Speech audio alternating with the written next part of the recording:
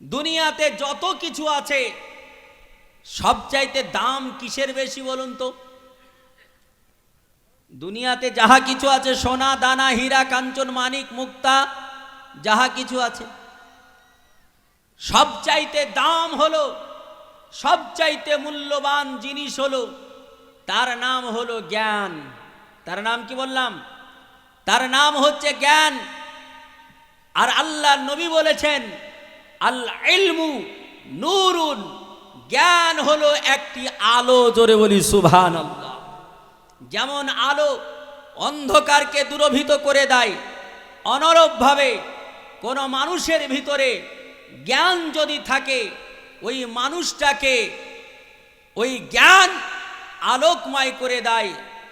তার মানে যদি কোনো ব্যক্তি জ্ঞানী হয়, তার সম্মান, তার ইজ্জত পৃথিবীর সমস্ত মানুষ করে কিনা? এপিজে আব্দুল কালামকে শুধু ভারতের মানুষ স্যালুট করে তা নয়, এপিজে আব্দুল কালামকে বৈজ্ঞানিক আব্দুল সালাম, পাকিস্তানের মিসাইল ম্যান, তিনাকে এই রকম করে আপনার মিস্টার আইনস্টাইনকে পৃথিবীর বুকে, আলেকজান্ডার গ্রাহাম বেলকে পৃথিবীর বুকে, মিস্টার গ্যালিলিওকে পৃথিবীর বুকে, মিস্টার ডারউইনকে পৃথিবীর বুকে, বৈজ্ঞানিক দার্শনিকদেরকে দুনিয়ার মানুষ স্যালুট করে, সম্মান জানায়। তার কারণটা কি? তার কারণটা এক নাম্বার হলো জ্ঞান। এই জ্ঞানের কারণে সারা পৃথিবী তাদের চিনে, সারা দুনিয়া তাদের সম্মান দেয়। আল্লাহর নবী বলেছেন, পৃথিবীর বুকের মানুষ, তোমরা যদি অগ্রগামী হতে চাও, দুনিয়ায় যদি তোমরা বিস্তার লাভ করতে চাও, পৃথিবীর বুকে যদি প্রসার ঘটাতে চাও, তাহলে তোমাদের জ্ঞান অন্বেষণ করতে হবে, জ্ঞানী হতে হবে। দুঃখের বিষয়, আফসোসের বিষয়, যে নবীজি আমার বিশ্ব জগৎকে শেখালেন, যে নবীজি আমার বিশ্ব জগতের মানুষকে জানালেন, যে নবীজি আমার বিশ্ব জগৎকে তালিম দিলেন, সেই নবীজির উম্মাত আমরা আজকে শতকরা আপনার 30%-এর বেশি মনে হয় জ্ঞানী পাওয়া যাবে না। পাওয়া যাবে 30%-এর বেশি হয়তো শিক্ষিত পাওয়া যাবে না। আপনাদের গ্রামে হয়তো শতকরা 80-85% শিক্ষিত, নাকি? কত পার্সেন্ট শিক্ষিত? শতকরা 80-85% শিক্ষিত যদি মুসলমান হতো, মুসলমানের এ দুর্দশা পৃথিবীতে হতো না। জ্ঞান, শিক্ষা, এই শিক্ষার কথা স্বয়ং মওলা আল্লাহ তাআলা তিনি বলেছেন। কোরআন পাক নবীর উপরে মক্কাতুল মুকাররমার ধরতিতে জিবরিল আলাইহিস সালাতু তাসলিম যখন প্রথম নিয়ে আসলেন, আল্লাহর নবীকে অন্য কথা বলেননি। নবীকে বলেননি, নবী আপনি পৃথিবীতে সোনা নেবেন, আপনি হীরা মানিক কাঞ্চন নেবেন। আল্লাহর নবীকে পৃথিবীর বুকে এ ধরনের কোনো কথা বলেননি। আল্লাহ তাআলা পৃথিবীর মানুষকে শিক্ষা দেওয়ার জন্য আল্লাহ তাআলা প্রথম বললেন, জিবরিল নবীর কাছে গিয়ে বলো, ইকরা, কারা ইকরাউ কোরআন মানে পড়না। আল্লাহ পাক রব্বে কায়নাত বললেন, নবী আপনি পড়ুন। তাহলে পড়ার কথা স্বয়ং মাওলা আল্লাহ তাআলা প্রথম কালাম কোরআন পাকের মধ্যে আল্লাহ পড়ার কথা দিয়ে কোরআনকে স্টার্ট শুরু করলেন। যে কোরআন দীর্ঘ 23 বছর ধরে আল্লাহর নবীর উপরে আল্লাহ তাআলা অবতীর্ণ করেছেন, এই দীর্ঘ 23 বছরের শুরুতে আল্লাহ পড়ার কথা দিয়ে শুরু করলেন। দুঃখের বিষয়, আফসোসের বিষয়, আজ আমরা মুসলমান সেই পড়া থেকে পিছিয়ে না এগিয়ে, জোরে বলুন, পিছিয়ে না এগিয়ে? আমি কেন এটা বলছি, আমার ইমাম হোসেন ভাই কমিটির কয়েকজন ব্যক্তি আমাকে নিয়ে আসতেই বলছিলেন যে হুজুর শিক্ষা সম্পর্কে একটু আলোচনা করবেন। বলে আমি শিক্ষা, আজ শিক্ষার গুরুত্ব যদি মুসলমান বুঝতো, আজ মুসলমান পৃথিবীর বুকে কোন জায়গায় যেত। শুনুন, আমার কথা বলবো না, আমি চলুন নবীজির কথা বলি।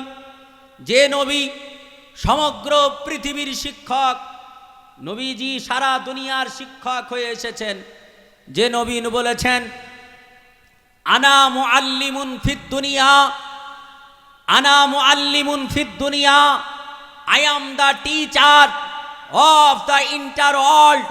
সমগ্র বিশ্ব ভূমণ্ডের শিক্ষক হিসাবে আমি রাসূলুল্লাহ পৃথিবীর বুকে এসেছি। জোরে বলি সুবহানাল্লাহ, জোরে বলুন।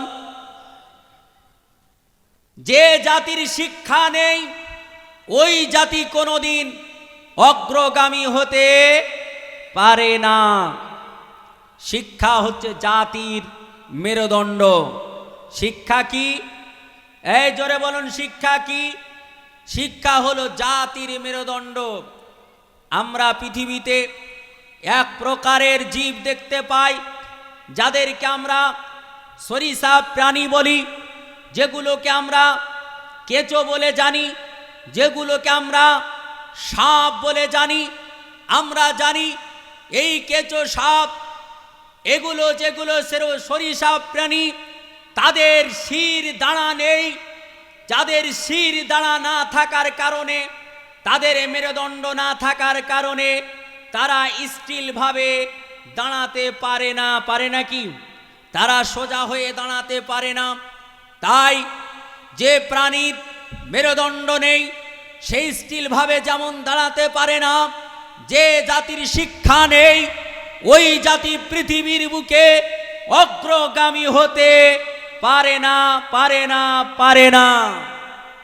মুসলমান, তাই আমি বলি সর্ব জায়গায় আপনি তিনবেলা বাড়িতে খাবার খান, তিনবেলা খাবার খেতে হবে না, আপনি দুবেলা জল খেয়ে থাকুন, পানি খেয়ে প্রাণ বাঁচান, কারণ জলের অপর নাম প্রাণ। এ জল পান করলে জীবন বেঁচে যাবে। একবেলা খাবার খান, দুই বেলা খাবারের টাকা বাঁচিয়ে, দুই বেলা খাবারের টাকা বাঁচিয়ে ওই টাকাটা জোগাড় করে আপনার ছেলেকে আপনি লেখাপড়া শেখান, আপনার ছেলেকে আলিমের মতো আলিম বানান, আপনার ছেলেকে বৈজ্ঞানিক বানান, আপনার ছেলেকে লয়ার বানান, আপনার ছেলেকে ব্যারিস্টার বানান, আপনার ছেলেকে আইপিএস বানান, আপনার ছেলেকে আইএস বানান, আপনার ছেলেকে ডাক্তার বানান। দেখবেন আপনার জাতি অটোমেটিক উপরের দিকে উঠে যাচ্ছে। মুসলমান, আফসোসের বিষয়, দুঃখের বিষয়, ভারতবর্ষের মাটিতে আজ মুসলমান কত কোটি আছে? সাচার কমিটির রিপোর্ট, সাচার কমিটির রিপোর্ট, ভারতবর্ষে মুসলমানের সংখ্যা বর্তমানে ৪৫ কোটি ছাড়িয়ে গেছে। বলি সুবহানাল্লাহ। ভারতবর্ষের মাটিতে ৪৫ কোটির বেশি মুসলমান থাকার পরেও আজ মুসলমানের সম্মান নাই কেন? মুসলমানের ইজ্জত নাই কেন? আমি সমীক্ষা করে দেখেছি, ভাবনা চিন্তা করে দেখেছি। তার কারণ হচ্ছে এই, শতকরা যদি আইপিএস 10টা খোঁজ করতে চাই, মুসলমানের ঘরের সন্তান আব্দুর রহমান, আব্দুল সত্তারের নাম শতকরা 10টার মধ্যে পাওয়া যায় না। যায় নাকি? জোরে বলুন। যদি আইএস অফিসার খুঁজতে যাই, শতকরা 10টার মধ্যে মুসলমানের সন্তানের নাম পাওয়া যায় না। যদি ভারতবর্ষের মাটিতে ব্যারিস্টার খোঁজ করতে চাই, মুসলমানের ঘরের সন্তান শতকরা 10টার মধ্যে খুঁজে পাওয়া যায় না, দুষ্কর হয়ে যায়। বর্তমান সময়কালে মুসলমানের ঘরের সন্তান একটু সজাগ হয়ে একটা জায়গায় পার্সেন্টে একটু বেড়েছে, তার নাম হলো ডাক্তার। ডাক্তারি আপনার যদি শতকরা 10টা খোঁজ করতে চায় তাহলে হয়তো দুটো একটার নাম তবে পাওয়া যায়। মুসলমান, আপনি ডাক্তার পড়ান, আপনার ছেলেকে এলএলবি করান, আপনার ছেলেকে আইপিএস করুন, আপনার ছেলেকে আইএস করুন, আপনার ছেলেকে ব্যারিস্টার বানান, আপনার ছেলেকে হাকিম বানান, জজ বানান, আপনার ছেলেকে বড় নেতা বানান, দেখবেন নিশ্চয় আপনার জাতির অগ্রতা, আপনার জাতি অগ্রগামী হবে, আপনার জাতি অবশ্যই অবশ্যই কামিয়াব হবে। তবে একটা কথা মনে রাখবেন, আপনার ছেলেকে যে শিক্ষায় শিক্ষা দেন না কেন, আপনার ছেলেকে যত বড় অফিসার করুন না কেন, প্রথমত আপনাকে কোরআনের শিক্ষা দিতে হবে, আপনার ছেলেকে হাদিসের শিক্ষা দিতে হবে, আপনার ছেলেকে শরিয়াতের শিক্ষা দিতে হবে। যদি শরিয়াতের শিক্ষা না থাকে, ডাক্তার হয়ে মুসলমানের উপকার হবে না, আইপিএস হয়ে মুসলমানের উপকার হবে না, আইএস হয়ে মুসলমানের উপকার হবে না, ব্যারিস্টার হয়ে মুসলমানের উপকার হবে না, বৈজ্ঞানিক হয়ে মুসলমানের উপকার হবে না। যার জন্য আপনার ধর্মীয় জ্ঞান প্রথমে শিক্ষা দিন, আপনার ধর্মীয় চর্চা প্রথমে শিক্ষা দিন, আপনার ধর্মীয় চর্চা আপনার ফ্যামিলিতে করুন, যাতে দেখে দেখে আপনার বাচ্চা বাচ্চি তারা শিখে নিতে পারে। চান্দা করতে হবে,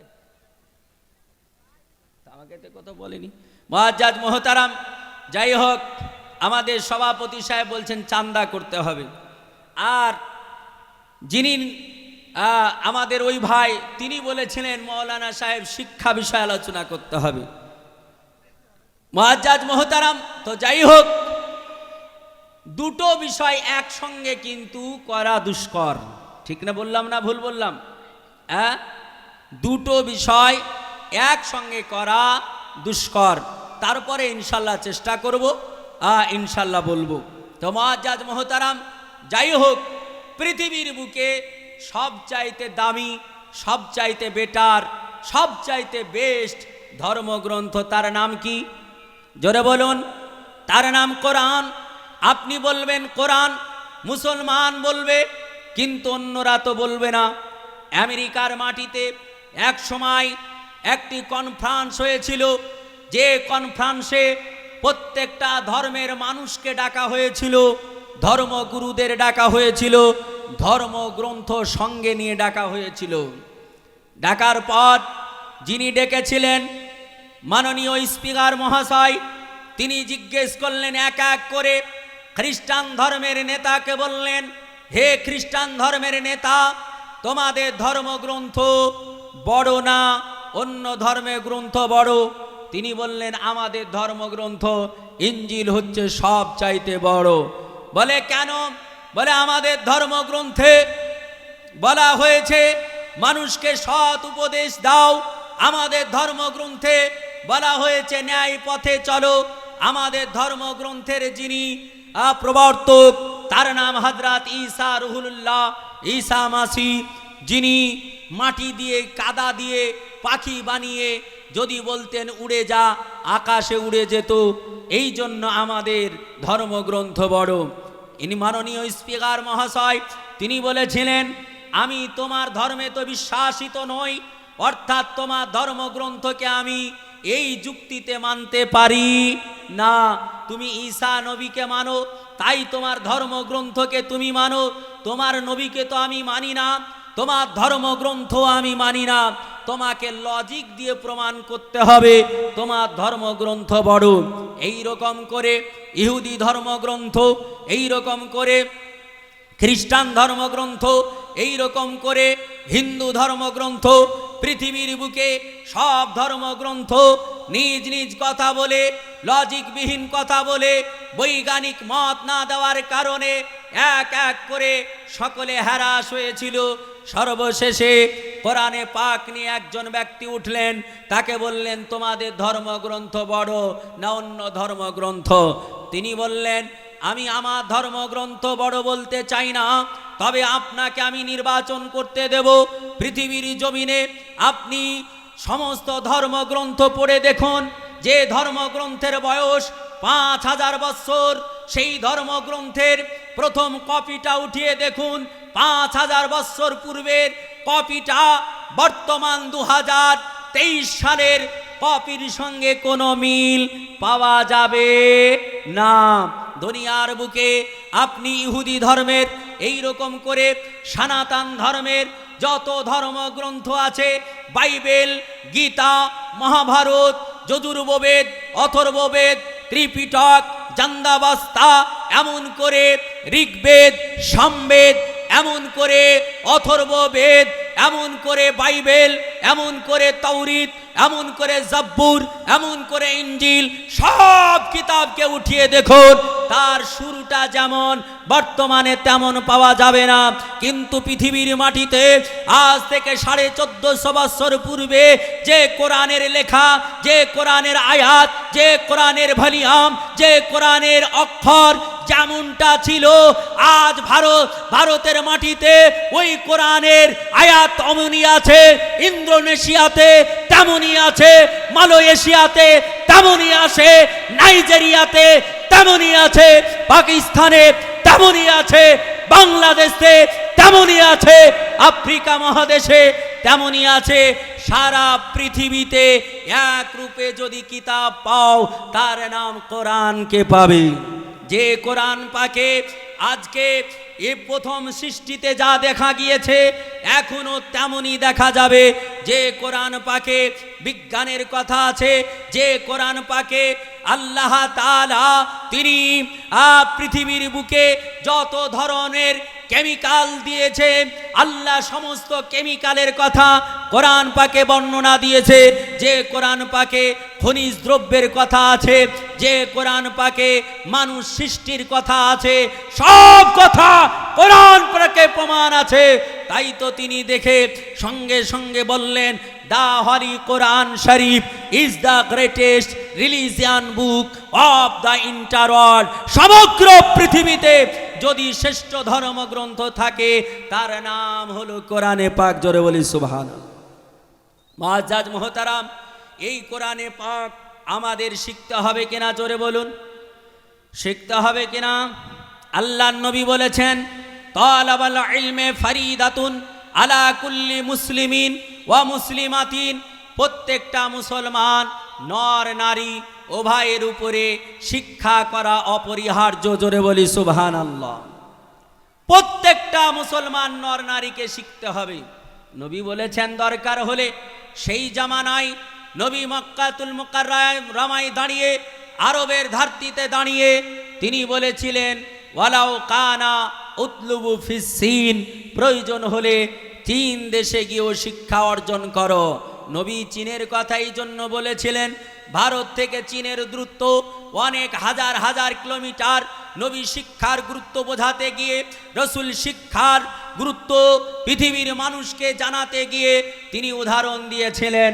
নবী যখন 632 খ্রিস্টাব্দে বিদায় হজের ভাষণ দিতেছিলেন মক্কাতুল মুকাররমা কাবা শরীফের সম্মুখে, তখন তিনি বললেন, পৃথিবীর মানুষ শোনো, তোমাদের জন্য দুটো জিনিস রেখে গেলাম, এই দুটোকে যদি ফলো করো তাহলে তোমাদের মান সম্মান ইজ্জত কমবে না, পৃথিবীতে তোমরা লাঞ্ছিত পদধূলিত হবে না। নবী বললেন তার নাম, একটির নাম হলো কোরআনে পাক, অপরটির নাম হাদিসে পাক। নবী বললেন যদি কোরআনকে তোমরা ফলো করে চলো, হাদিসকে যদি আঁকড়িয়ে ধরো, পৃথিবীর জমিনে কোনোদিন তোমাদের সম্মানহানি হবে না। কারণ সম্মানের মালিক কে? জোরে বলুন, জোরে বলুন। আল্লাহ বলছেন, ওয়া তুইজ্জু মান তাশা ওয়া তুযিল্লু মান তাশা। আমি আল্লাহ যার সম্মান দেব তিনি সম্মানিত হবেন, আমি যার সম্মান হানি করব তিনার সম্মান হবে না। মুআজ্জাজ মুহতারাম, সম্মানের মালিক সম্মানের মালিক আমার আল্লাহ, তাই সম্মান দেবেন আল্লাহ তাকে যিনি আল্লাহ পাকের কথা মানবেন। ঠিক বললাম তো? তাই আমরা সেই আল্লাহ পাক রব্বে কায়নাতের নামের ধ্বনি দিই, জোরে বলে নারে তাকবীর।